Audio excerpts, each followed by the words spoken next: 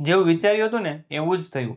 America દ્વારા pharmaceutical કંપનીઓ પર 100% જેટલો ટેરિફ લગાવવામાં આવ્યો. પણ આમાં બે શરતો છે. પહેલી શરત, આ જે ટેરિફ છે એ અમેરિકા સિવાયની બીજી કન્ટ્રીમાં જે દવા મેન્યુફેક્ચરિંગ થાય છે એના પર લાગુ પડશે. અને બીજી શરત, આ ટેરિફ બ્રાન્ડેડ કે પેટર્ન કરેલી દવાઓ પર લાગુ થશે. હવે આની ભારત પર કઈ રીતે અસર થશે, ચલો તેની વાત કરીએ. પેલું, ભારત છે ને એ બ્રાન્ડેડ કે પેટર્ન કરેલી દવાઓ કરતા જેનરિક દવાનો મોટો સપ્લાયર છે અને આ દવા બહુ સસ્તા પ્રમાણમાં મળી રહી છે. એટલે આમાં ભારતની સાથે સાથે અમેરિકાને ફાયદો થાય છે. એટલે અત્યારે જેનરિક દવા પર કોઈ ટેરિફ લગાવવામાં નથી આવ્યો. બીજું, ભારતની મોસ્ટ ઓફ ફાર્માસ્યુટિકલ કંપનીઓના અમેરિકામાં મેન્યુફેક્ચરિંગ યુનિટ આવેલા છે. એટલે આના લીધે પણ ભારતની કંપનીઓને ટેરિફ ઓછો આપવામાં મદદ મળી રહેશે. ત્રીજું, આ વસ્તુની ભારતની સાથે સાથે બીજી કન્ટ્રીની ફાર્માસ્યુટિકલ કંપનીઓને જાણ હતી જ કે આજે નહીં તો કાલે અમેરિકા દ્વારા ટેરિફ લગાવવામાં આવશે.